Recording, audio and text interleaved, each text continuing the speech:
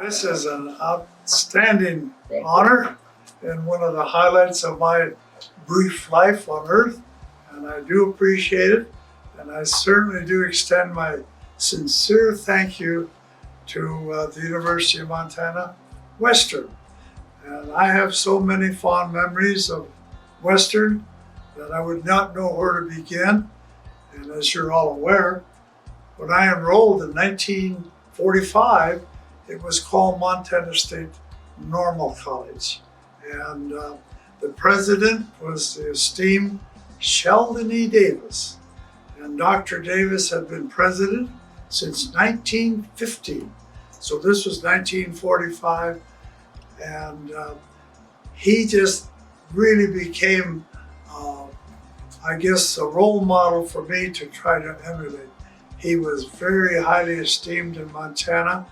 He taught me so much, and I'll never forget all of his fine lessons.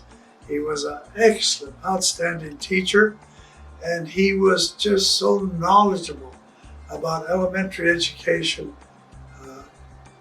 in Montana. And I chose to major in elementary education, and when I made that announcement up home in Browning, Montana, it wasn't too well received. But I had many reasons for selecting the University of Montana Western and the school itself and the faculty and so on. But I never regretted my decision. I found that a lot of people didn't agree with me. Back home, my uncles all said, "Earl, we need lawyers. We don't need school teachers." But I had a lot of input from former teachers, and some of the teachers in Browning had gone to the University of Montana Western, and that's why I made my decision. And I never regretted it because of people like Dr. Sheldon E. Davis, very articulate, knowledgeable. As I've indicated, I did attend when I was in the Army, the University of Idaho and Stanford University. And I would place Dr. Davis at the top of the ladder so far as an instructor, faculty member, and so on. And so I just tried to emulate this man and others. I remember Rush Jordan at the university, and Genevieve Elvers, one of my all-time favorite English teachers. And I could just go on and on. I remember all those people like it was yesterday. If I had to answer who influenced me and helped me the most, would be my wife Arlene. And we have 6 fine children, all good citizens, all doing very well. And so it's just a history of mutual admiration. She was a cheerleader in the college, a student leader, and we were married, and we have been married for 73 years. We met in the cafeteria at Dillon. My roommate and I were seated at this table, and we didn't realize, but Earl and his roommate had spotted where we sat. So they came over and they said, "May we join you?" And we said, "Well, of course," to empty share, of course. And so we've been eating together ever since. Now, I went to a federal boarding school. When I reached the age of 6, my father had died when I was 4 months old. So my mother, at the age of 30, was a widow with 7 children. She idolized Arlene, and she was telling Arlene, when that happened, Arlene, all I had was my 2 hands. So my mother became a laundry worker, a seamstress, and then a cook. And at the age of 6, there was no question. I was placed in a federal boarding school. Now that was a school financed by the federal government.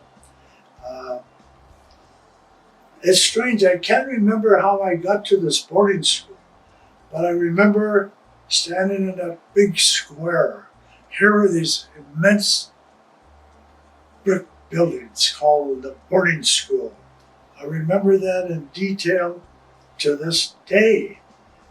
I was given a uniform, and fortunately, they had these matrons who were non-Indians. I remember Minnie Lee Davenport. This lady was the kindest person I think I ever knew. And she took me under her wing. She knew I was frightened. I was in an environment and those huge brick buildings. I couldn't believe it. I actually feared them. Then, my first grade, I was a nervous wreck. I was scared. I'm not ashamed to tell you there are a lot of bullies in every race. Indians are no different. I was bullied from the first day.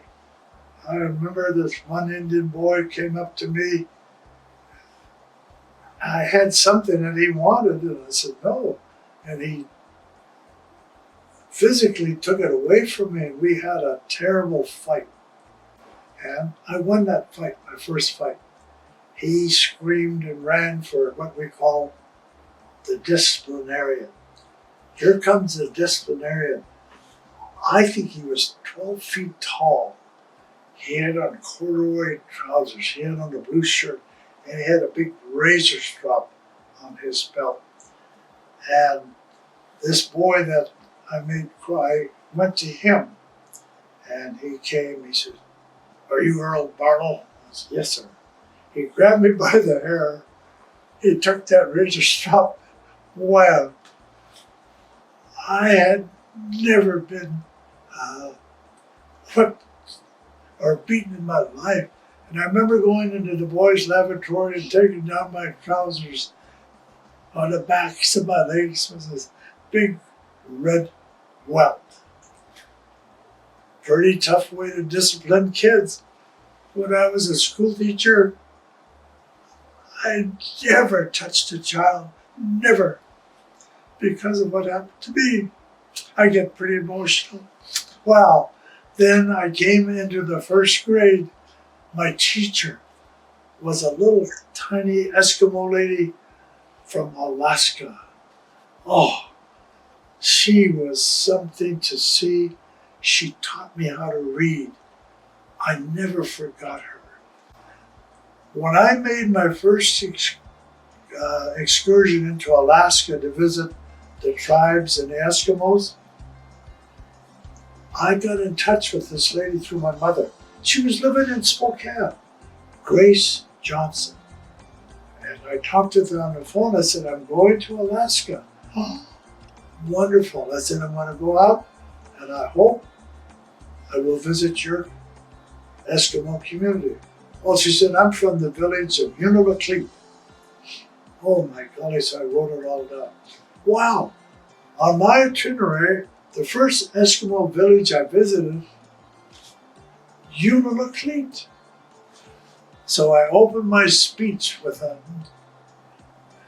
debt of gratitude to my first grade teacher who taught me how to read. When I announced her name, Grace Johnson, the reaction was absolutely astounding. Those Eskimo ladies, oh, there's a universal way of they react to emotion. All put their hands over their mouth and they begin to vibrate a sound. And I tell you, it was just amazing. And so in this village of Unalakleet, I was heralded. You would have thought I was God himself or something. Well, the next day, up comes a very handsome Eskimo man, not very big.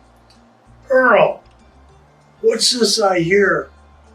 My aunt was your first grade teacher."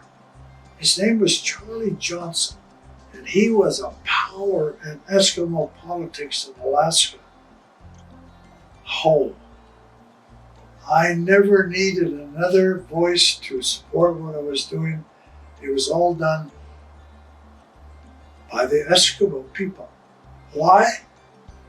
Because one of their kind taught me in the first grade. Well, when I began in 1948, I was teaching at junior high in Hot Springs, Montana. I guess I just wasn't quite prepared for, being out in the community and a little bit diverse culture and so on. And so what I concentrated on was, number one, the students. I wanted to give them the best that I could to become good students. But out of those experiences as a classroom teacher, I became involved in all kinds of things. And one of which was the welfare of teachers. And I've tried to put into writing how shocked I was, especially how women or female teachers in 1948 were not given fair treatment in Montana. And I was shocked when I found out that female teachers were paid less than male. And the real surprise was, if a female teacher was married, that was actually taken into consideration by the school board. So one of my very first activities was to level the playing field, and I presented the school board for the first time in our history with a single pay salary schedule. And they weren't too receptive, but time and time again I came back, and I did get, at least in my little school district, the first teacher's salary in their history. Another interesting thing was, in our little community were 2 or 3 teachers who had retired, in the late 30s, early 40s. And their teacher's retirement, one was making $18 a month, teacher's retirement, because he retired back in the 30s. So I thought, how can we help these people, all the teachers? So I came up with the idea of approaching the federal teachers' retirement system to cover public school teachers in Montana, especially my little district. So when I was advised that they didn't qualify, I began and started the ball rolling to change that. Then I get a phone call from Washington, D.C., and they said, we misspoke. Public school teachers in Hot Springs, Montana do qualify. However, it's going to take a resolution voted on by the teachers. So I presented this resolution. We had a vote. It was monitored by outside interest. And this little school district in Hot Springs, Montana voted, I think it was 16-2 to get coverage under the National Teachers Retirement Act. And right to this day, I meet school teachers who are so grateful that with their Montana teachers retirement and the federal federal retirement system, they're able to live a pretty satisfying, decent life. I felt that I had to have a happy faculty. I had to have people who were pleased and satisfied and felt that they were adequately compensated, and that in turn reflected their teaching. They became, as I used to say, one big happy family. I demonstrated that we could really improve education by cooperation. Before, it was always a dogfight. This is mine, that's yours, It just wasn't a good attitude. It wasn't a good atmosphere. So I think that was instrumental in making possible these changes. So that's what kind of triggered all of this and formulated, I guess, my philosophy of education.